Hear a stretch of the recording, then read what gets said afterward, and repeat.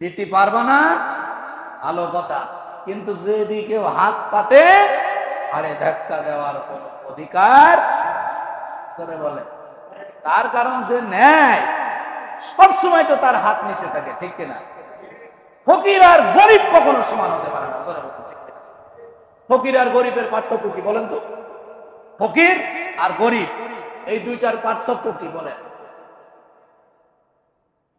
গরিব একদিন ধনত্বশীল হবে, গরিব বড়লোক হবে, জোরে বলেন ঠিক কিনা? গরিব ধনী হবে, ফকির কখনো ধনী হবে। কারণ কি?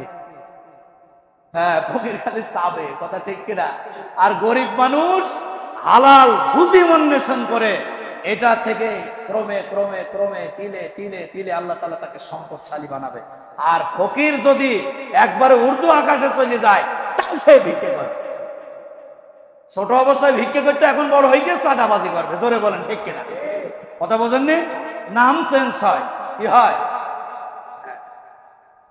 আগে ভিক্ষে করতে আর হাত পাইতে পাইতে ভিক্ষে করতে, হয়তো এখন বড় কিছু হয়ে গিয়েছে, এখন ওটা বাদ দিয়ে কি করছে?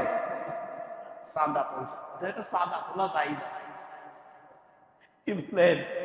হ্যাঁ, তাহলে আগে করতো ভিক্ষে, তাহলে ফকির কখনো বড় লোক হবে না, ধনী হবে না। তার ফকিরি অভ্যাস, তার হাত পাতা অভ্যাস থেকেই যাবে। কিন্তু একজন গরিব ক্রমে ক্রমে তিলে তিলে হালাল রুজি অন্বেষণ করে ও হলো বড় হবে, বড় লোক হবে, জোরে বলে ঠিক কিনা? এই জন্য যে আপনার কাছে হাত পাতবে, ওই হাতকে ধাক্কা দিয়ে সরিয়ে দেওয়ার এখতিয়ার আপনার নেই। দিতে পারবেন না, ঠিক আছে গো, আমি দিতে পারছি না, আমার কাছে নেই, শেষ কথা।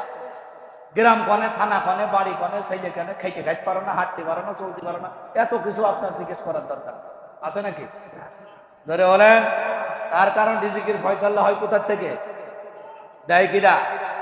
জোরে বলেন, আরো জোরে। রিজিকের মালিক কে? তাহলে আপনি অত হিসাব নিতে যাবেন কেন? রিজিকের মালিক যদি আল্লাহ হয়, তাহলে ওর গ্রাম, থানা, পোস্ট অফিস খাইতে খাইতে পারে কি পারে না, এটা আপনার এত জিজ্ঞেস করার তো কোনো যুক্তি নেই, আছে কি? জোরে বলেন, আছে? আওয়াজ হতে হবে গর্জিয়াস আওয়াজ, নারায়ে তাকবীর, আল্লাহু আকবার ধ্বনি হবে জোরে জোরে। আস্তে আস্তে তাকবীর দেওয়ার সুযোগ সুবিধা আর নেই, আছে নাকি? আছে? আমাদের সমস্যা হয়ে এই জায়গায় ঘ্যাঙর ঘ্যাঙর আওয়াজ দিয়েই সমস্যা হয়ে গেছে।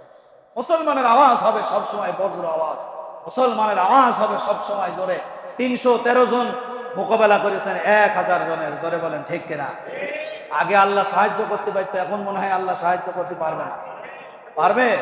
যদি পারে, তাহলে বদরের প্রান্তে যদি 313 জন 1000 জনের মোকাবেলা করতে পারে, তাহলে এখনো পর্যন্ত অল্প সংখ্যক লোক কোটি কোটি মানুষের মোকাবেলা করতে পারেন।